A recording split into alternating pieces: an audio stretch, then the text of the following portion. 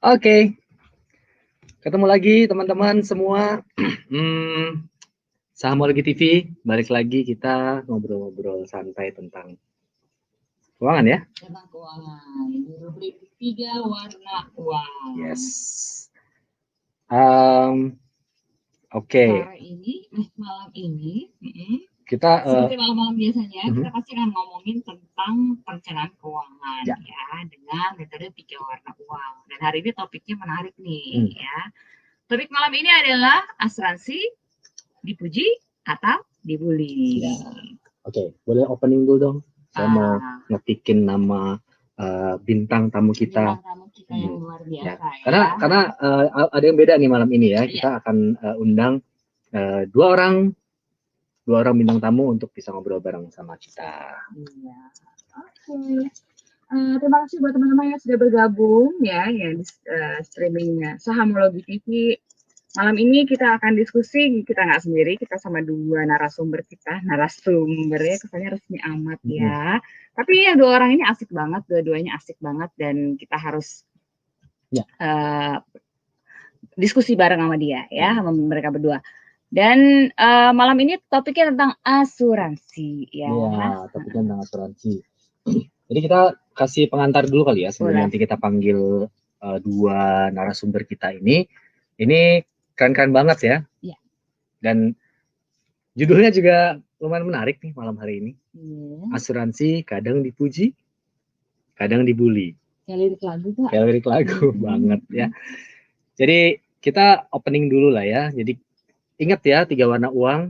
Jadi kita punya merah, biru dan hijau. Biru dan hijau. Ada juga kuning ya. Kuning. Ini katanya gold nih, bukan gold kuning, ya. Gold cuma nggak ada warnanya.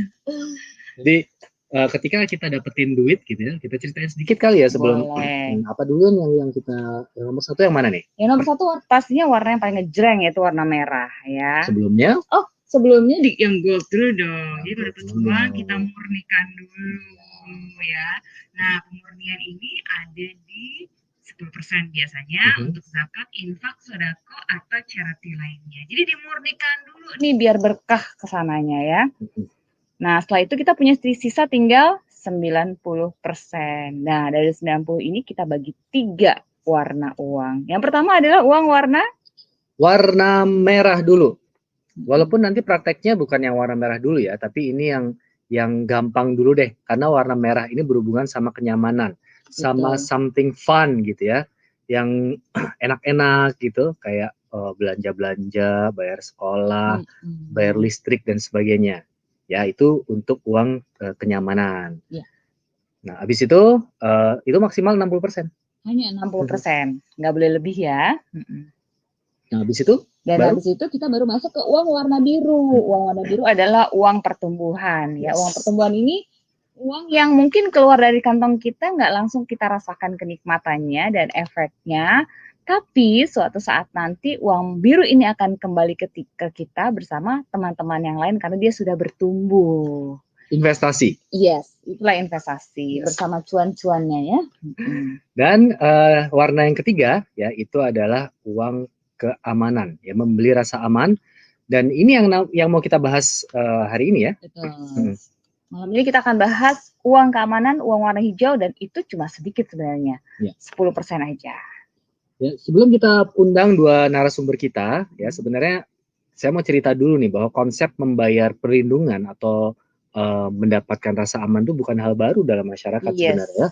Jadi kita sering keluar uang buat bayar jasa keamanan misalnya, satpam atau hansip ya.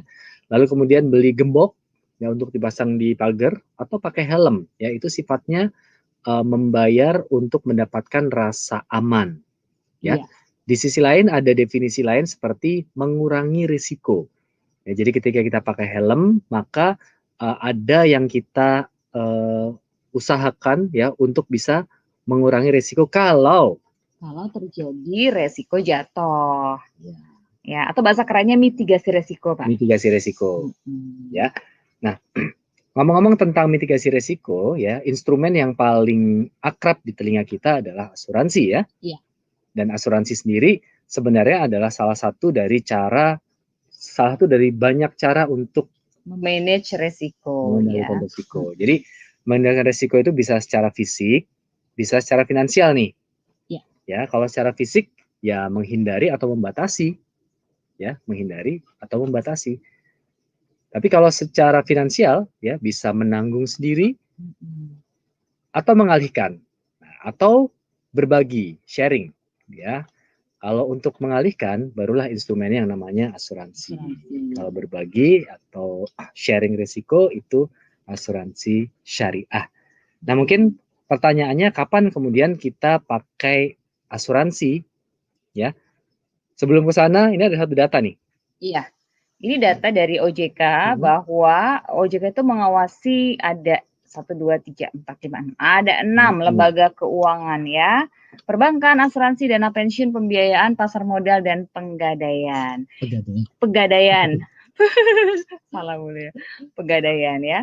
Nah, dari ada 2 bar di situ, ada yang warna biru dan warna orange ya. Yang warna biru itu adalah tingkat literasi, sedangkan yang warna orange adalah tingkat inklusi ya. Literasi itu kata lainnya pemahaman. Kalau inklusi pemakaian, penggunaan. Oke. Chartnya lumayan ini ya, menarik nih untuk kita bahas ya. Ya pastinya kalau pegadaian yang biru orang paham, yang orange itu orang menggunakan ya. Pasar modal belum terlalu banyak, pembiayaan 50-50, kalau kenal pasti ambil kredit kali ya. Dana pensiun banyak orang kenal tapi nggak banyak orang pakai. Nah, yang menarik nih asuransi nih ya. Asuransi ketika orang paham ya, orang akan membelinya atau orang akan menggunakannya sebagai instrumen untuk mitigasi resiko. Nah, masalahnya adalah ternyata setelah disurvei, setelah diteliti, tingkat pemahaman tentang asuransi itu sendiri masih belum setinggi perbankan ya. Perbankan yang di atas hampir 40%, sementara asuransi dari penelitian ini nggak sampai 20%. Ya, artinya dari 10 orang hanya 2 orang yang paham tentang fungsi asuransi. Ya, jadi inilah kenapa ya kita undang 2 narasumber kita pada malam hari ini. Saya mau kenalin dulu nih. Kita kenalan dulu yuk sama 2 narasumber kita ini. Oke. Langsung kita tampilkan dulunya. Hai. Hai. Say hello. Kita kenalan sama yang ganteng dulu apa sama yang cantik dulu nih? Aku sih ganteng. Ini ganteng dulu. Silakan. Dikenalin aja, dikenalin. Ya, ini kalau bilang Bapak ketuaan ya, Bro Rahmat Syukri, panggilan panggungnya Kiki ya. Jadi malam ini kita akan bincang sama Kiki. Beliau ini adalah salah satu geng apa ya? Geng puji apa geng bully ya? Nanti kita tanya boleh ya. Boleh kenalin dulu kegiatannya Kiki. Kegiatannya dulu Ki, boleh ceritain dong Ki. Ngapain aja? Kalau sehari-hari sih sekarang kerjanya itu freelance foto sama video aja biasanya. Masih ya? Masih. Kenapa, sorry? Masih, freelance foto dan video masih. Masih. Cuma karena lagi kayak gini biasanya di rumah aja sih. Jadi mereka yang kirim produk atau apanya kita ngerjain di rumah sendiri. Oke, keren. Ya. Jadi Kiki ini seorang profesional freelance, fotografer freelancer. Oke. Nah, yang kedua, tamu kita yang kedua ini seorang konsultan insurance ya. Namanya Nisa Hidayati, tapi panggilannya Ica. Ya, boleh dong kenalan dikit, Ica. Hai, assalamualaikum warahmatullahi wabarakatuh. Waalaikumsalam. Yes, selamat malam buat semua yang lagi menyaksikan di Salamologi TV. Ini mau nanya hari-harinya saya ngapain, atau mau nanya saya olahraganya tiap hari ngapain, atau gimana nih? Apa aja deh, apa aja. Sehari-harinya, apalagi pandemi begini ya, sehari-harinya banyak yang suka nanya, di cover nggak nih coverage untuk insurance kalau ada pandemi atau COVID? Nah, itu udah makanan sehari-hari kalau dalam situasi sekarang. Berhubung sebagai konsultan insurance syariah, ternyata situasi ini bikin banyak orang yang rajin nanya. Oke. Menarik. Oke, kita mau langsung ngobrol-ngobrol ya. Saya mau ngobrol sama siapa dulu ya. Kan ini ada geng, judul kita kan kadang dipuji, kadang dibully. Jadi ada geng puji sama geng bully. Geng bully ya. Tapi geng bullynya mungkin kita lihat dari sudut pandang konsultannya nanti ya. Iya. Karena kalau kita panggil narasumber yang bully asli gawat juga nanti. Jadi kita undang Ica ya sebagai konsultan asuransi karena pasti ketemu dengan market, dengan klien langsung ya, dengan apa boleh dibilang?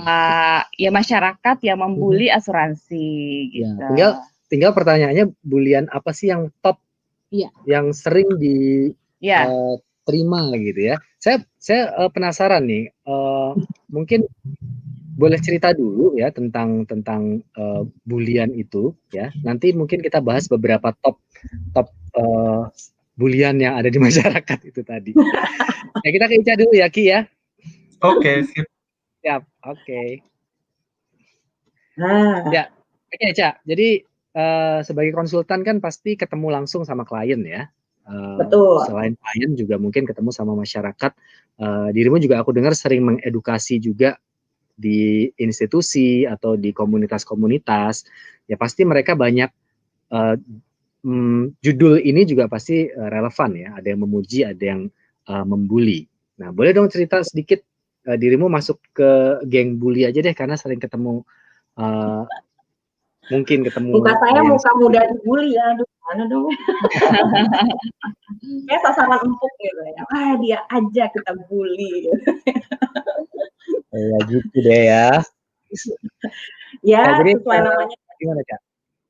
Jadi sesuai kan kalau dibully itu adalah hal yang dilakukan berulang-ulang tapi secara negatif gitu kan ya, sampai akhirnya sesuatu itu jadi tidak baik gitu ya bentuknya. Jadi kalau soal ngomongin asuransi, kadang dipuji, kadang dibully. Kalau dibulinya banyak versinya ya pada akhirnya. Kalau misalnya apalagi di Indonesia, setahu saya juga kan memengaruhi juga gitu ya tingkat literasi keuangan masyarakat Indonesia. Jadi memang kalau berbicara tentang insurance ya bagian soal bully-bulian ini pasti seiring sejalan juga dengan pemahaman masyarakat Indonesia juga tentang asuransi. Jadi ya sama lah ya, kayak sebetulnya kalau soal dibully itu kan gini ya. Kenapa kadang ada orang bully ke orang lain karena dilihatnya mungkin orang ini melakukan sesuatu yang enggak banget gitu. Oh kita bully aja deh dia. Padahal dia mungkin yang ngebully ini belum tahu kenapa orang tersebut melakukan hal yang menurut dia tuh enggak banget. Jadi memang harus disamakan frekuensinya. Tapi kalau bicara soal bully, ada banyak ya. Tapi kalau mau dikerucutkan yang paling sering itu bising-bising gitu ya. Atau juga yang paling sering dinyinyirin gitu, dari sekian banyak mungkin saya bisa simpulin ada 3 kayaknya yang sering banget gitu ya dibulinya gitu. Ya. Jadi kita mau bahas top 3 yang sering dirimu paling sering terima ya, sering dengar. Ya. Oke. Aku mau tebak-tebak deh. Boleh, Kira-kira bener nggak? Ini masuk. Ini kan kayak kuis yang nebak-nebak survei itu loh ya. Kalau nggak kenapa-napa rugi. Bener nggak? Masuk nggak dalam top survei? Ada. Wih, ada. Ini curiga kayaknya udah melakukan survei duluan ya. Berarti responden kita sama gitu ya. Terus gimana? Biasanya orang Indonesia suka ogah rugi gitu loh. Dari sudut pandang konsultan gimana tuh statement tersebut? Jadi kalau itu bisa dibilang memang itu adalah bulian yang nomor 1 sebetulnya ya. Jadi orang suka bilangnya adalah wah ngapain saya nanti bayar, saya udah bayar terus. Tapi ternyata nggak kenapa-napa tuh sayanya, rugi dong mbak saya yang udah bayar selama ini gitu. Uang saya lenyap begitu aja karena saya tidak ada melakukan istilahnya klaim gitu ya kalau di insurance. Saya tidak ada klaim apapun dari manfaat yang ada di polis asuransi saya. Itu yang paling peringkat pertama yang memang dilontarkan oleh bulian tingkat pertama yang dilontarkan oleh banyak orang. Saya biasanya suka bilang baliknya adalah justru alhamdulillah tidak terjadi apa-apa, gitu kan ya. Biasanya memang kalau misalnya terjadi apa-apa, emang kita mau terjadi apa-apa sama diri kita. Justru kan orang tadi udah bagus banget saya lihat ya dari Bapak Gusnul dan Ibu Vera menyampaikan di depan mengenai fungsi dari uang hijau tadi ya, yang mana sebetulnya itu adalah untuk, apalagi tadi di slide sebelumnya tadi saya lihat mengenai mengalihkan resiko, ya kan, ada yang resiko ekonomi dan kemudian ada resiko yang fisik ya. Nah kalau bicara soal poin yang 3, memang poin yang tadi yang top 1 itu, kalau saya nggak terjadi apa-apa, saya rugi. Nah, kadang saya suka jadi balikin lagi, justru karena kita tidak tahu akan ada terjadi apa di depannya, kan lebih nggak enak kalau misalnya terjadi terus nggak ada gitu, malah mengalami rugi secara finansialnya lebih besar gitu. Jadi kalau misalnya tidak terjadi apa-apa, apalagi konteksnya asuransi syariah itu kan dia adalah saling tolong-menolong pada akhirnya. Jadi kalau misalnya dibilang rugi, ya sebetulnya ada bagiannya sebetulnya teman-teman itu kalau di dalam asuransi syariah ikut membantu memberikan pertolongan kepada teman-teman asuransi lainnya yang sedang mengalami musibah ataupun sedang mengalami resiko gitu. Jadi kalau mau hitung-hitungan rugi, wah itu agak sulit gitu kan ya. Karena ternyata kita bisa bantu orang lain juga. Tapi kalau udah kejadian nggak enak juga kan justru ya, disyukuri alhamdulillah. Tapi orang sering banyak mikirnya memang bagian itu, ngeluarin duit tuh gini kalau nggak kenapa-napa. Biasanya kalau udah klaim baru gini ya, oh alhamdulillah untung punya insurance, jadi aja dibayarin semuanya. Oke. Jadi kesimpulannya dari yang pertama tadi yang persepsi yang negatif kalau boleh kita bilang ya dari asuransi adalah kalau saya bayar tapi nggak kenapa-napa saya rugi ya. Tapi tadi penjelasan dari Ica adalah konteksnya tadi asuransi syariah ya, menarik ya. Jadi ketika tidak terjadi sesuatu sebenarnya kita sedang membantu yang lain ya, karena mungkin orang lain yang mengalami risiko tersebut ya. Betul. Menarik. Nah, tentunya ya. Perasaannya ya. Jadi memang nggak rugi sih pada dasarnya. Sudah diakatkan ya kan, sudah diakat untuk melakukan tolong-menolong terhadap kontribusi dari ataupun yang dibayarkannya pada asuransi syariah. Jadi memang niatnya juga memang untuk tolong-menolong. Toh kalau ada klaim juga bantuannya dari dana tolong-menolong juga gitu kan. Iya. Oke. Kalau yang kedua apa nih? Tadi ada top 3 kan? Top 3 itu tadi yang pertama. Kalau yang kedua, ini sebetulnya yang banyak banget juga gitu ya, bahkan orang jadi salah konsepsi. Yang kedua ini menurut saya sempat ngitung-ngitung gitu ya, ini sebetulnya lebih yang top 1 atau yang top 2 ya. Tapi yang top 1 itu soal rugi-rugi orang lebih berpikir. Nah yang ini top 2-nya adalah orang suka bilang investasi di asuransi itu bikin rugi. Oke. Ya sih, sering dengar gitu sih. Sering, terus. ya kan. Jadi kalau yang pertama kan tadi saya udah bayar nih, udah tahu nih, saya kalau ada resiko gitu ya, saya akan ditanggung gitu kan ya. Kalau di syariah kan saya akan dibantu melalui dana tabaruk. Tapi kan kalau yang pertama dia udah tahu bahwa kalau ada something happen dia akan dibantu gitu. Cuman nggak mau rugi aja kalau ternyata nggak pernah klaim selama punya. Tapi yang kedua ini jadi ada mempertemukan makhluk yang berbeda. Gitu ya. Siapakah makhluk ini? Makhluk ini adalah investasi. Yang mana sebetulnya orang begitu yang ada di pikirannya itu adalah, oh saya mau investasi nih, apa ya produk investasi yang terbaik gitu kan. Dia langsung bilang, oh ini aja nih, banyak yang bilang di insurance. Jadi mindsetnya dari awal dia memang membayarkan polis asuransinya dia itu dari awal saya mau investasi di situ gitu, tanpa dia lihat tuh manfaat proteksinya apa yang dia miliki.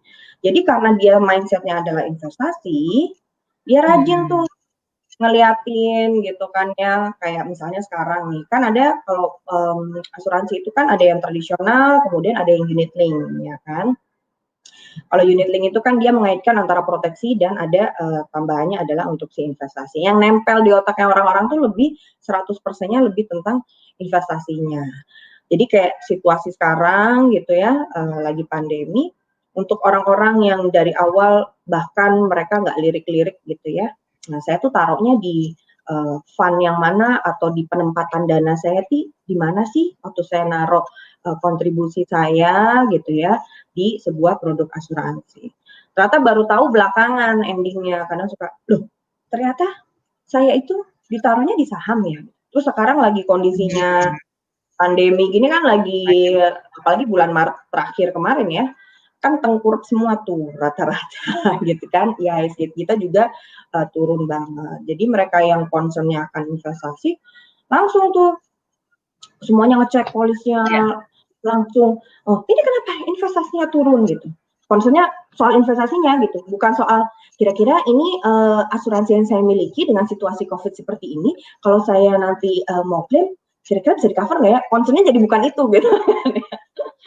Concern-nya malah utamanya jadi soal investasi lagi. Padahal kita tahu bahwa tadi juga udah ada ya di slide di depan ada 4 warna tadi ya. Oh iya. Investasi masuknya tadi saya lihat ada di warna biru ya. Iya. Nah, jadi kan? itu aja udah beda gitu kan ya. Jadi ada warna hijau sama warna biru. Itu memang adalah dua makhluk yang berbeda sekali dalam sebuah perencanaan keuangan. Nggak bisa itu dijadikan satu gitu ya. Maksudnya dia berharap bahwa di dalam asuransi dia dilindungi, kemudian ada investasi yang besar yang pokoknya dia nggak mau rugi kalau di situ. Nah, ini dia nih. Ini aja warnanya juga udah beda nih ya Pak ya. Jadi kalau tadi yang nanya-nanya tentang investasinya lagi turun, itu berarti dia melihat warna biru. Betul. Memang Pak dan Bu Vera ya, kalau agak-agak colorblind emang biru sama hijau rada nyaru gitu. Iya, biru tambah hijau jadi tambah kuning jadi hijau, biru tambah kuning jadi hijau. Ini kalau tes colorblind gitu kan, agak menyarukan antara biru sama hijau-hijau gitu. Iya. Ya. Jadi udah dua tuh. Kenapa? Udah dua ya. Tadi kita bahas pertama tadi yang rugi ikut asuransi, nggak bayar tapi apa sih tadi yang pertama? Lupa. Enggak untuk yang pertama saya udah bayar terus. Tapi saya nggak pernah klaim gitu, nggak ada apa-apa gitu, rugi dong saya bayar selama ini gitu. Nah kalau kedua itu memang dari awal udah salah persepsi. Emang udah persepsinya memang penekanannya bukan, dia taunya adalah asuransi itu investasi. Jadi orang kadang apalagi kalau yang di produk unit link udah banyak yang nanya gitu kadang kan, Mbak ini nanti tahun kedua saya mau ambil duitnya gitu. Padahal kan semua juga membeli ataupun memiliki asuransi adalah untuk mitigasi resiko atau mengalihkan resiko dalam waktu yang jangka panjang gitu.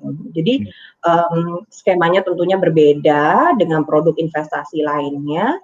Jadi memang nggak apple to apple. Kalau memang mau dibikin investasi sama dengan asuransi, ya itu blendingnya juga jadinya kurang tepat. Itu yang memang most likely di masyarakat Indonesia masih menganggap insurance itu adalah sebuah investasi. Mungkin investasi pikiran iya sih Pak ya, Bu ya. Peace of mind gitu ya. Alhamdulillah. Pikiran gitu ya. Investasi jadi top 3 tuh. Satu lagi apa nih? Yang terakhir. Nah, yang ketiga ini biasanya orang suka bilangnya cynical. Jadi dibilangnya adalah bulian ini tuh selalu terjadi karena judulnya katanya si ini, ceritanya si ini, dengar-dengar dari si A, dengar-dengar dari ini, itu nggak ada klaim yang dibayarin. Emang itu asuransi itu cuma ambil untung aja, agennya cuma ngambil untung aja. Kalau ditanya ceritanya dari mana? Oh, saya dengar cerita dari si ini. Wah, apalagi sekarang ya gampang aja gitu. Forward cerita gitu kan ya. Lihat di sosial media gitu kan ya. Tidak dibayarkan gitu. Padahal itu sudah ada klausul-klausulnya, apa saja kategori klaim yang bisa dibayarkan, dan ketika bikin insurance, apakah ada masa tunggunya, apakah ada pre-existing condition atau kondisi yang ada sebelumnya ketika sebelum membuat asuransi. Nah, itu poin-poin itu hilang begitu saja, dan orang lebih concern akan, saya dengar ya Mbak ya, itu kayaknya emang nggak pernah dibayarin tuh klaim. Jadi emang orang tuh cuma disuruh bayar aja, begitu terjadi resiko, lepas tangan gitu. Wah, kalau situasinya seperti itu, gimana ceritanya ya? Kalau saya dengar banyak juga, saya bilang, saya juga banyak sih dengar cerita bahwa ada yang terbantu karena memang klaimnya sudah keluar gitu ya, entah itu kepala keluarganya meninggal dunia, lalu memberikan income yang berkelanjutan untuk keluarganya. Saya suka bilangnya adalah gini, banyakan memang lebih sering bulian itu lebih kencang daripada orang yang mendapatkan manfaat dari klaim yang dia sudah pernah lakukan. Orang kan lebih senang bergosip yang seperti itu, makin digosok makin sip. Ya. Mantan TV ya, makin gosok makin sip Ican ya. Iya betul ya, intinya kalau yang top 3 yang ketiga ini karena banyak sekali terjadi word of mouth gitu ya, jadi tidak tabayun dulu gitu ya, emang kenapa nggak dibayarin klaimnya gitu, cuma dengar katanya si ini ya, akhirnya udah deh panjang gitu kan, sama kayak cerita gosip-gosip artis, katanya si ini begini gitu. Oke. Ya Ica, hold dulu, nanti mungkin akan ada pertanyaan dari para viewers dari YouTube ya, nanti kita akan minta bantuan dirimu buat jawab nih kalau ada pertanyaan harapan. Kita akan undang tamu kita yang ganteng. Ngomong ganteng kalau cowok nggak enak ya. Iya, kita akan panggil tamu kita yang ganteng. Buat yang cantik boleh melipir dulu. Oke. Thank you Ca, sementara kita pelipirin dulu. Iya. Hai Kiki. Halo. Iya, ini nama panggungnya Bro Kiki ya. Ki, kan yes. lu geng yang mana sih? Geng dibully apa geng muji nih? Kalau suruh milih antara dua berarti masuk geng muji kali ya. Soalnya gue emang hidup dari dulu udah terbiasa ikut asuransi. Bahkan dari sebelum gue tahu asuransi emang udah join juga ternyata. Dan emang dari keluarga sih emang kayak gitu. Dan gue pertama kali ikut asuransi dengan uang sendiri dari uang jajan tuh pas semester 1 kuliah. Kurang lebih kayak gitu sih. Terus kan banyak kita nggak nanya umur ya. Kapan ya? Udah lama banget nih kayaknya. Itu 2007. Oh, udah lama. Wah, udah lama ya. Itu di mana anak-anak muda semester 1 ya masih suka kongko, masih suka nongkrong gitu ya. Nah, lu kok bisa sih nyisihin uang jajan buat bayar asuransi? Sebenarnya apa sih yang ada di benak seorang Kiki pada saat itu? Waktu itu juga sih kayak dianggap aneh ya, kayak tiba-tiba ngapain sih lu umur segini ikut asuransi, emang lu rencana sakit apa gimana gitu kan. Kan ya banyak lah omongan, cuman emang kan sebenarnya yang tahu diri kita ya diri kita sendiri. Emang kebetulan gue nggak sehat-sehat banget dari dulu, apa istilahnya, sering sakit lah ya, kalau kata orang Indonesia sakit-sakitan. Nah, gue ngerasa kayak kalau kayak gini ya berarti kan gue butuh sesuatu untuk itu kan problem, masalah gue. Terus gue solusinya apa? Waktu itu gue mikir, gue kan nggak mau kan kayak tiap sakit misalnya harus bayar sendiri atau harus kayak mikir gimana nanti gitu, malah udah sakit terus udah nggak tenang juga. Akhirnya waktu itu gue mikir yang paling gampang, gue bagaimana ya, baru lulus SMA kan, searching seadanya. Oh ya udah kalau gitu coba aja lihat beberapa produk asuransi kayak gitu sih dulu. Dan yang lo beli adalah asuransi kesehatan waktu itu? Waktu itu persis sama nih kasusnya, kayak kan nggak mau rugi ya, apalagi masih segitu duitnya terbatas, akhirnya walaupun sedikit ikut yang apa sih istilahnya itu, yang ada asuransi kesehatannya plus sama ada investasinya dikit-dikit lah. Oke. Nah pada saat itu berarti di usia segitu Kiki sudah mikir bagaimana memproteksi atau memitigasi resiko kalau masuk rumah sakit gitu ya. Emang seberapa sering sih lo staycation di rumah sakit? Wah, susah juga. Tapi kalau dihitung-hitung ya, seingat gue seumur hidup mungkin dirawat inap udah lebih dari 10 kali udah jelas. Hmm, oke. Nah, berarti kan udah merasakan ya Ki ya, apa namanya, manfaatnya ya untuk masuk rumah sakit. Berhubungan sama tadi Ica sampein tuh tentang dalam tanda kutip bulian tadi. Sebagai tim Puji ya, kira-kira ada hal-hal yang pengen lo counter atau pengen lo ceritain nggak sih dari fakta yang tadi diterima sama Ica di lapangan tentang persepsi-persepsi tadi? Bukan counter kali ya. Sebenarnya kalau dipikirin sekarang tuh kan sebenarnya kayak mindset aja ya. Kayak misalnya masuk asuransi tapi pingin untung, ya kalau gitu mending investasi aja menurut gue. Karena bukan itu kan tujuannya. Jadi sebenarnya orang kadang-kadang nggak ngerti gitu kan apa yang dibayar gitu. Nah kalau dari gue sendiri adalah gue ngebayar apa namanya ketenangan kali ya. Jadi kayak apa istilahnya kalau menurut kebanyakan orang kan kayak ada opsi untuk tidak punya asuransi gitu kan.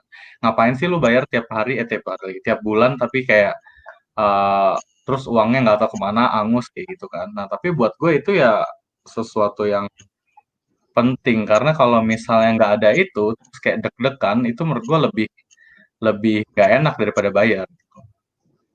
Nah, makanya gue pilih untuk selalu ikut asuransi berapapun jumlahnya. Misalnya dulu nggak sanggup yang gede-gede, ya udah yang sebisanya. Kalau nanti lama-lama udah mulai ada apa namanya, udah sanggup yang lebih gede, ya naikin pelan-pelan kayak gitu sih. Dan kebetulan gue tahu, maksudnya gue kenal kan misalnya kayak emang gue sering sakit, mungkin resikonya nanti ke depannya pasti ada gitu kan. Nah, terus gue mikir waktu itu kalau makin lama gue tunda, terus kan namanya ya asuransi kan juga perusahaan ya, bisnis kan nggak ada yang mau rugi gitu, nggak mau dong dia tiba-tiba misal gue baru masuk umur 40 dengan rentetan si penyakit gue yang pernah ada, berarti kan gue resiko tinggi gitu, jadi gue mikir mendingan ikut kecil-kecil dari awal, masalah upgrade itu kan bisa dihandle di tengah-tengah gitu kan. Ya.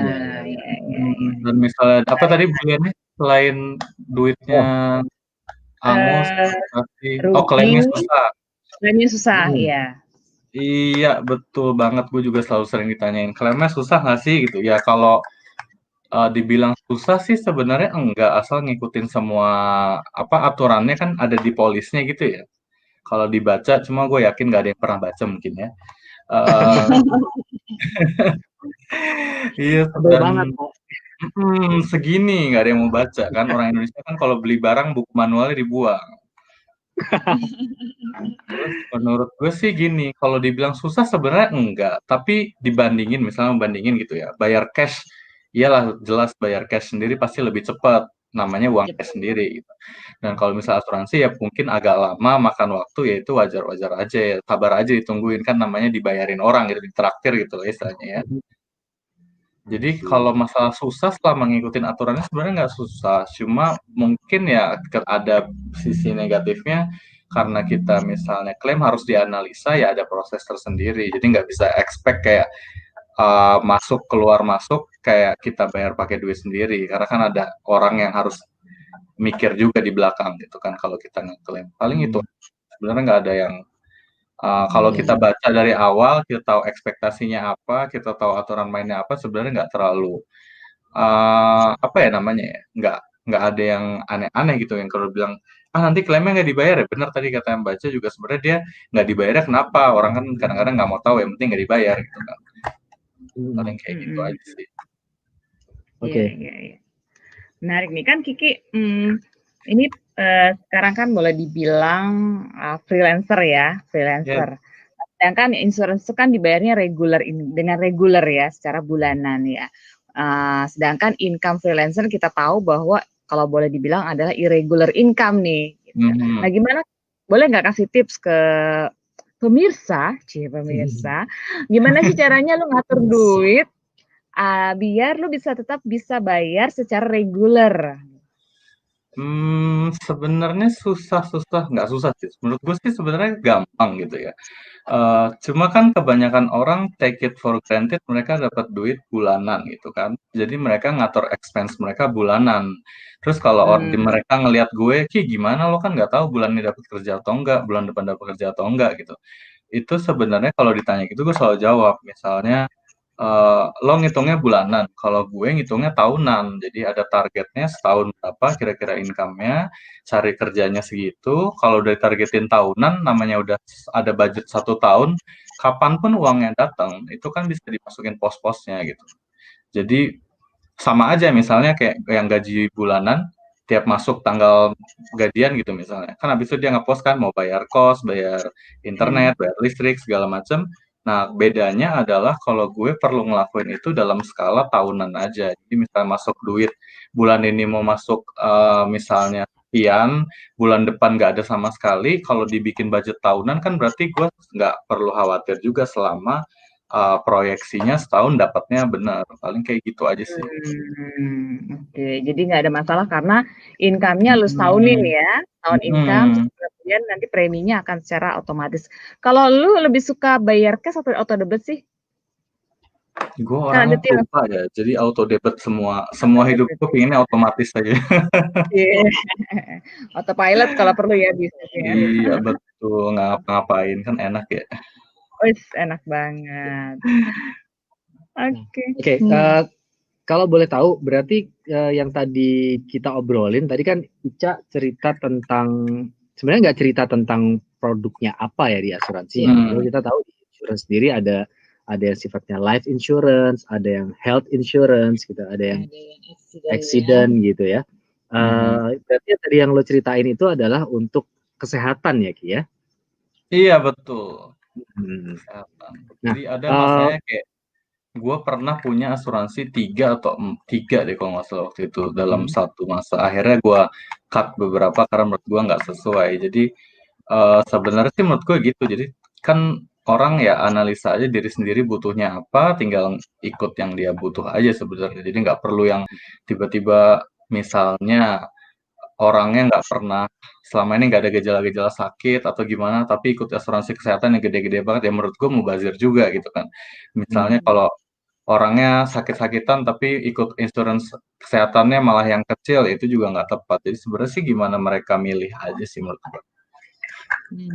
Oke, sambil buat pemirsa Sahamoleki TV ya feel free buat nanya-nanya ke narasumber kita ya. Kita di sini tadi bareng Ica, seorang konsultan asuransi praktisi, dan ada juga Kiki ya, mewakili dari konsumernya gitu. Konsumer.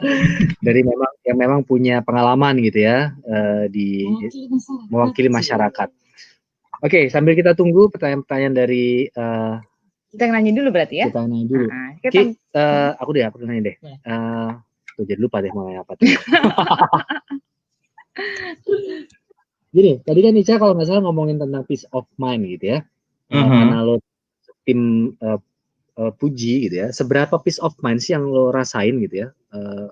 Itu kan something unmeasurable sebenarnya, nggak bisa diukur. Tapi gimana lo ngerasain peace of mind itu yang tadi Ica bilang? Gini, jadi kan kebetulan gue ikut asuransinya yang apa namanya di cover semua selama rawat inap gitu ya. Jadi nggak ada plafon tertentu lah. Jadi istilahnya kalau orang Indonesia ngomong yang jebol lah ya, semuanya setahun segini itu bisa dipakai kapan aja. Seberapa peace of mind? Kebetulan gue 2 minggu lalu baru dirawat di rumah sakit 8 hari. Masih hangat dong. Masih hangat banget. Iya, bukan corona sih pastinya. Tapi jadi gini, proses di rumah sakit kan misalnya kalau banyak yang nggak tahu ya kan orang Indonesia benci ke rumah sakit ya. Jadi kan pertama masuk harus tanda tangan untuk menjamin diri sendiri atau keluarga ngejaminin diri kita. Kalau ada ekses atau yang tidak di cover itu berarti penanggung jawab itu mau ngebayarin. Nah, gue sering masuk rumah sakit sendiri, which is jadi semua gue tanda tangan sendiri. dan seberapa peace of mind. Jadi kalau misalnya nih, kalau orang kadang-kadang ngerasa sakit terus ditahan-tahan kan karena takut mahal, takut apa. Nah, kalau udah ngerasa sakit, karena sering sakit juga kali ya, jadi kurang lebih udah tahu nih, oh nih kayaknya akan dirawat nih, karena udah apa namanya, badannya udah bener-bener nggak enak apa gimana. Jadi bener-bener bisa langsung gue mutusin ya udah gue ke rumah sakit aja gitu. Dan ketika ngomong sama dokternya kayak kamu dirawat ya, oh ya udah terserah dok mau dirawat gimana aja bebas gitu. Nah, pada saat dirawat itu kan akan muncul kayak dokter akan ngasih diagnosa kayaknya ada kemungkinan ini deh Kim, kamu harus periksa dengan apa namanya, periksa dengan metode-metode tertentu. Nah, biasanya itu kan agak mahal ya. Terus ya kalau udah punya, maksudnya gue tahu plafon gue segimana, terus tahu juga kurang lebih segimana yang apa mereka mau nanggung, dan kalau gue baca juga di polisnya kalau kira-kira akan ditanggung, jadi benar-benar sebelum bisa kayak gini. Jadi kan kalau mau ngajuin apa namanya tindakan harus diajuin ke asuransi, terus nunggu approval baru kita ditindak gitu ya. Kalau gue bener-bener bisa berani tanda tangan sendiri, ya udah nggak apa-apa langsung tindak aja prosesnya sambil jalan gitu kan. Nanti misalnya apa nggak di cover bayar sendiri, tapi karena gue tahu paham produknya kayak gimana, terus gue juga ngerti penyakitnya kayak gimana, dan menurut gue itu masuk bisa lebih enak aja. Jadi baru mau diapain pun di rumah sakit udah nggak perlu mikir kayak, waduh ntar lebih bayar gimana ya, kan itu nambah stres ya. Tambah Paling stres kayak tambah sakit nanti ya kalau misalnya harus mikirin bill. Ada dua soalnya yang dipikirin ya, selain penyakit kalau masuk rumah sakit, billnya juga harus dipikirin. dan Setidaknya kalau yang bil rumah sakit gue kalau nggak dibayarin asuransi, pas keluar sakit lagi harus ya. Ini nggak tahu nih, lo nggak jawab nggak apa-apa sih. Tentang tadi kan udah nginep berapa kali gitu ya, atau mungkin yang terakhir aja deh. Ini regarding dengan karena kita suka bilang gini kalau sama ketika di training atau di kegiatan-kegiatan edukasi, kita sering bilang bahwa asuransi kesehatan itu melindungi arus kas. Ya, jadi ketika kita punya arus kas tertentu setiap bulan, si asuransi kesehatan ini kemudian dia melindungi agar jangan sampai arus kas ini kepake untuk bayarin rumah sakit. Nah, untuk Kiki sendiri ngomongin tentang arus kas, ini kalau mau sebut misalkan lo punya tadi income tahunan, itu tuh kemarin tagihan terakhir itu nggak usah sebut angka sih ya, tapi mau sebut juga nggak apa-apa. Itu berapa persen tuh kalau misalkan nggak ke cover sama insurance, bisa ngabisin berapa persen dari income tahunan? Dari target tahunan itu kurang lebih kemarin 70%. Serius tuh? Betul. Jadi kalau gue sebut angka nggak apa-apa kali ya biar lebih jelas gitu. Jadi kemarin gue masuk rumah sakit itu bill terakhirnya adalah 70 juta dalam 8 hari. Wow. Kebayangkan kalau harus bayar dari dompet sendiri, kayak pas lihat ya masuk lagi kan, pasti stroke ntar terus. Tapi menurut gue ya kayak gitu, dan itu benar-benar selama dirawat pun gue nggak ada mikirin, nggak ada takut gimana ya, kayak gue tahu bakal mahal sih karena kan tindakan-tindakan yang datang gue juga udah tahu. Dan dari pengalaman pribadi sekitar tahun 2016 gue juga pernah dirawat kurang lebih dengan tindakan yang sama, dengan treatment yang sama di kelas yang sama, itu harga apa namanya untuk medical expense itu udah hampir 2 kali lipat naiknya. Jadi menurut gue kayak kalau nggak ikut asuransi sekarang sih kayak ya kenapa lo mau nanggung resiko atau stres setiap bulan gitu kalau sakit gimana gitu, sementara lo tahu badan lo kayak gimana. Menurut gue sih kayak gitu sih. Misalnya orang yang sehat-sehat aja ya gue bilang ya udah nggak apa-apa kalau misalnya nggak mau ikut asuransi yang lebay-lebay. Terus kan tadi si Mbak Ica juga cerita kan ada bagian ada investasinya juga, mungkin bisa lebih diberatin ke investasinya atau gimana gitu. Tapi menurut gue zaman sekarang semuanya nggak pasti. Untuk gue pribadi sih nggak ikut insurance itu bukan opsi, cuma opsinya adalah produk mana yang sesuai sama diri lo sendiri gitu. Oke. Wow. Oke, kita mau tampilin bareng dulu bareng Ica bertiga. Gimana tadi ya? Buat tampilin mana? Oh ini dia. Saya limbo. Oke. Limbo. Ini bingung mencet-mencet sendiri ya. Ica sebagai konsultan di insurance, praktisi juga.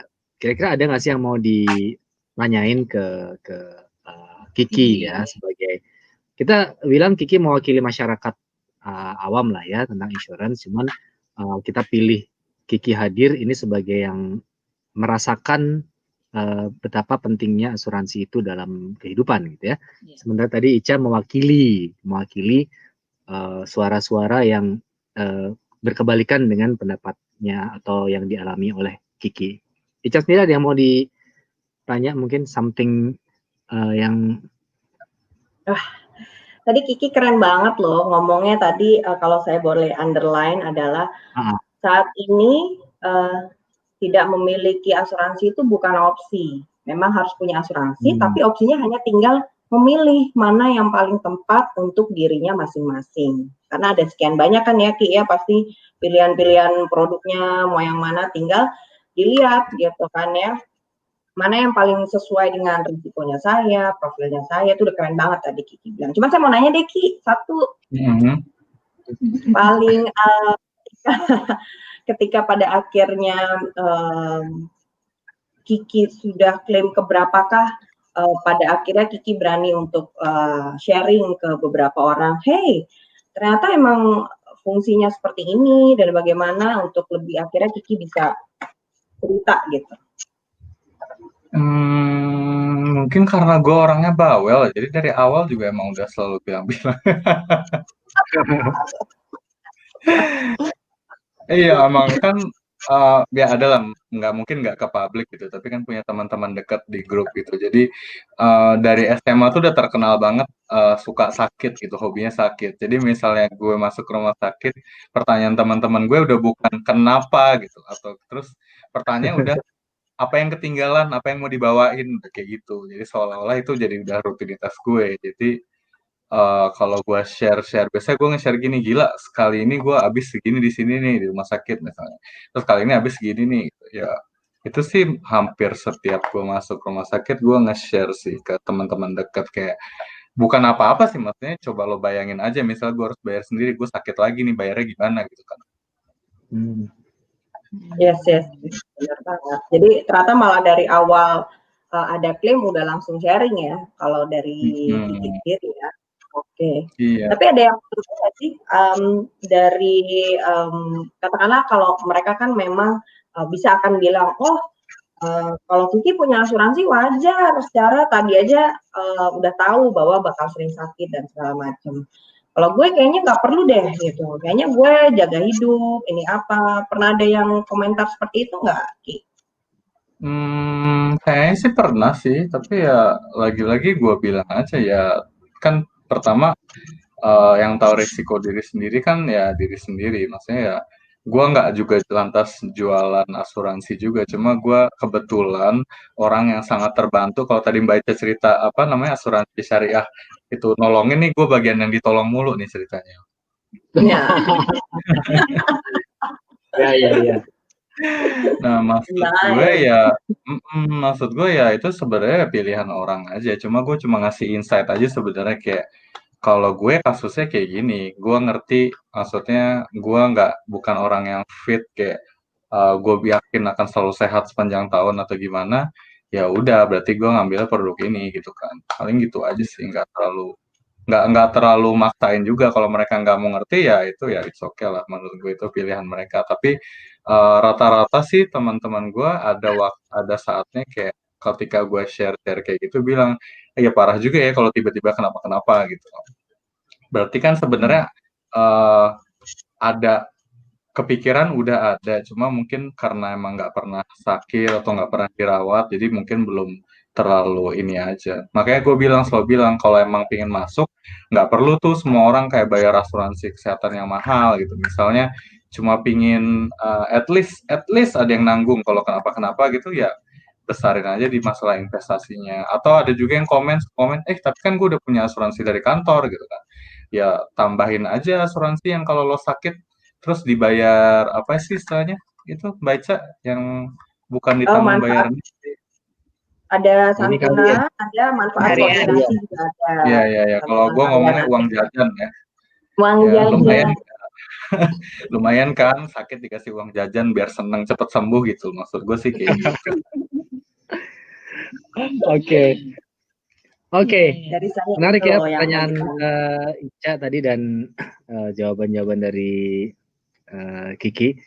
Ada lagi nggak sih yang mau ditanya? Tadi udah sebenarnya disampaikan semua sama Kiki ya, karena saking bawelnya. Tapi ini momen tadi ngomong-ngomong tentang tolong menolong ya, mungkin ini momen Momen. mumpung dilihat sih. Tapi orang yang menolong juga mungkin nggak di sini semua ya. Kalau mau berterima kasih pada netizen-netizen yang mungkin sudah membayar premi dan lalu yang memanfaatkannya gitu. Jadi gini, aku komentarin yang bulian Ica tadi ya. Rugi bayar asuransi, gua nggak klaim. Tadi Ica bilang alhamdulillah kalau lo nggak klaim gitu ya. Tapi uang lo itu sebenarnya dipakai buat bantu orang lain yang klaim. Jadi boleh dibilang asuransi ini bukan tentang diri kita sendiri. Asuransi ini justru tentang kesejahteraan bersama, bener nggak sih Ki? Artinya ketika mungkin lo sakit, contohnya Ki ya, dan ketika itu lo nggak punya insurance, maka yang terjadi bisa jadi adalah karena lo freelance kan, lo akan pinjem ya, lo akan pinjem mungkin ya, ini contoh aja Ki, lo akan pinjem dan dalam hal itu akan terjadi ketidakseimbangan kan, ada orang yang lo pinjem, akhirnya orang itu mungkin terpaksa minjemin lo gitu ya, dan lo harus balikin lagi ke dia. Tapi dalam hal kita berasuransi, maka kita ngumpulin duitnya di awal ketika kita masih sehat. Jadi kayak nggak ada beban bahwa kalau sakit udah kita sakit mikirin lagi bayar gitu. Jadi mungkin ini kesempatan lo mau say thank you buat Sponsor ya ya. Ya benar. Makasih banyak loh ini yang ikut di bawah satu bendera ya, bayar polis, terus jadi gue yang banyak make. sebenarnya banyak sih ya, cuman ini yang berkesempatan buat sharing kan. Sharing di sini Kiki ya. Oke. Nah, Oke. ngomong-ngomong kan bicara tentang asuransi kan tadi Kiki bilang ya kalau memang nggak sakit kan kalau nggak sakit orang merasa nggak perlu gitu. Tapi ada sebuah kepastian yang pasti terjadi walaupun nggak pasti terjadi yaitu kematian. Yaitu kematian kan ya. Nah, kalau Kiki sendiri menanggapi ini berarti asuransi kematian ya, asuransi jiwa ya. Ini kan sebuah kepastian nih. Kalau Kiki sendiri menanggapinya gimana Ki? Asuransi jiwa ya. Itu juga bagus sih sebenarnya, kan kebetulan orang tua gue salah satu udah meninggal ya. Dan kebetulan waktu itu dia punya ternyata ada polis asuransi yang meng-cover asuransi jiwanya. Dan kayak orang meninggal itu pertama kan ninggalin banyak masalah administrasi sebenarnya, bukan masalah sih, masalah administrasi yang harus diurus sama orang yang ditinggalin gitu kan. Nah itu lagi-lagi menurut itu sih ngurangin satu beban atau kekhawatiran aja, kayak misalnya meninggal terus bayar rumah sakit, bayar pemakaman dan segala macam itu bisa tercover dari si asuransi jiwanya itu. Jadi menurut gue kayak gue sih mikirnya gini, kayak misal gue hidup udah misalnya banyak sakit nih, udah banyak nyusahin orang gitu kan, terus nanti kalau mati jangan sampai nyusahin orang, at least gue misalnya harus tiba-tiba meninggal terus gimana, kalau ada asuransi jiwa kan at least yang ditinggalin pun punya peace of mind gitu kan, maksudnya ada ya hiburan lah ya, nggak, jadi sedihnya nggak double, udah yang ada yang meninggal terus harus bayar sana sini terus harus ngurusin semuanya. Tapi ya menurut gue ya lagi-lagi itu sih masalah ketenangan aja, karena menurut gue itu zaman sekarang ngurangin satu faktor stres dalam hidup aja udah besar banget menurut gue. Oke. Iya. Oke. Kita udah ada di ujung segmen. Ki, ada yang mau disampaikan buat para pemirsa semua sebelum kita ke Ibu Ica lagi ya? Ibu Ica lah untuk closing juga. Menurut gue Maksudnya ya gue juga nggak tua-tua banget, juga banyak yang suka kaget, bahkan dokter pun kaget kayak, kok kamu umur segini sakitnya kayak gini sih gitu, udah sakit sampai kayak gini sih gitu kan. Terus bahkan ada dokter yang suka ngatain gue karena udah sering kayak, kamu umurnya waktu itu 20-an tapi badannya 40-an, dan menurut gue semua itu terjadi ya tiba-tiba. Jadi daripada terlambat, karena kan kalau sistemnya gini kan, sistem ini buat kalau udah terjadi nggak bisa ikutan lagi gitu kan. Mumpung masih pada muda-muda nih, premi masih murah-murah, murah meriah kan, bener kan Mbak Ica ya? Kalau muda murah meriah kan preminya ya. Murah meriah mencuri. Ya ikut aja yang sesuai dengan kemampuannya sekarang. Anggap aja itu kayak paling apa sih, nggak malam mingguan sekali 2 kali, atau nggak ke Starbucks 4-5 kali kan juga udah kebeli sekarang asuransi ya segitu kalau nggak salah. Jadi menurut gue sih coba itu dimasukin ke dalam kalau kebutuhan kayak sandang, pangan, papan ya masukin aja asuransi ke sana sama internet kalau sekarang kan. Jadi jangan dijadikan itu pilihan, tapi emang ya udah karena cuma Kebutuhan misalnya ya.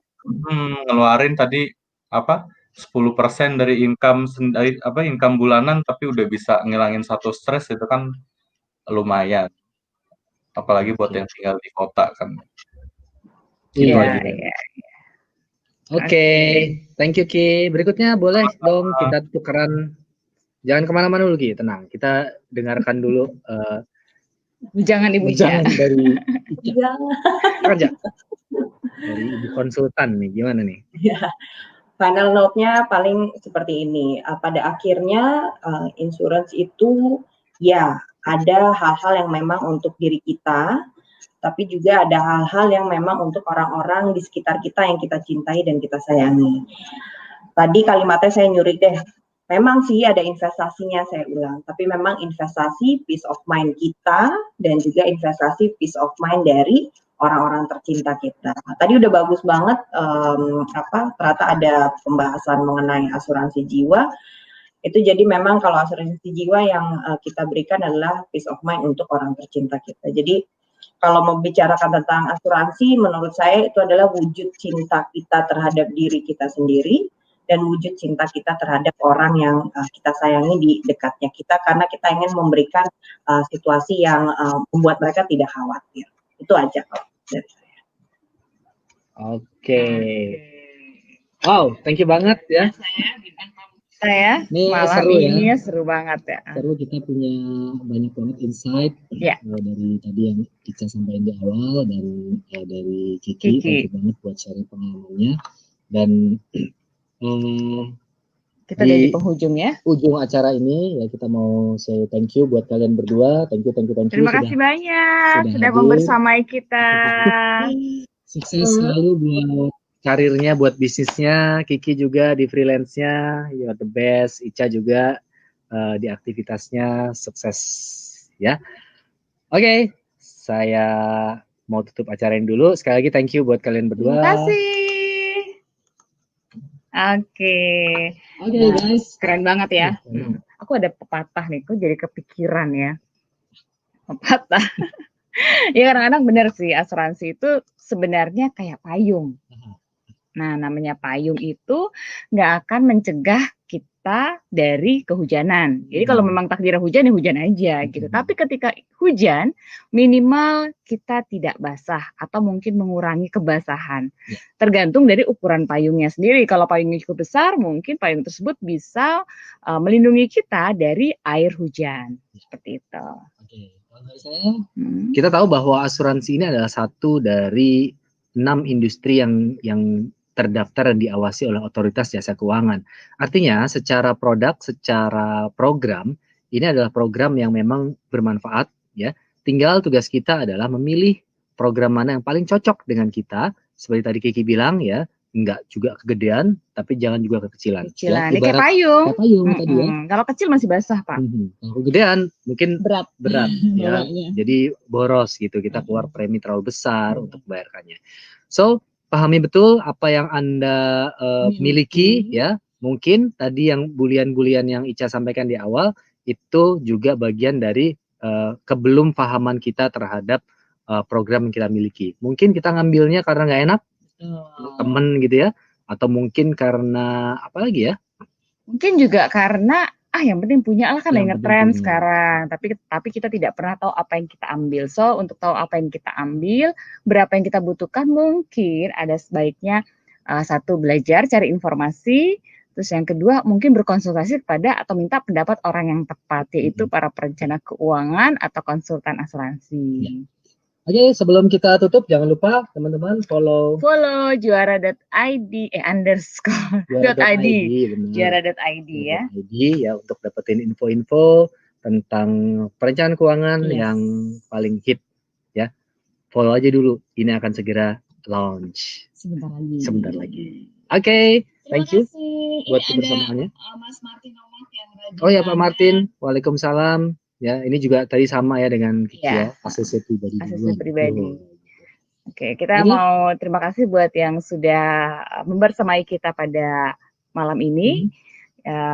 Kita akan ketemu lagi seperti biasa minggu depan dengan topik-topik yang pastinya juga nggak kalah seru untuk minggu depan. Oke, saya Gusnul. Saya Vera. Assalamualaikum warahmatullahi wabarakatuh. Waalaikumsalam.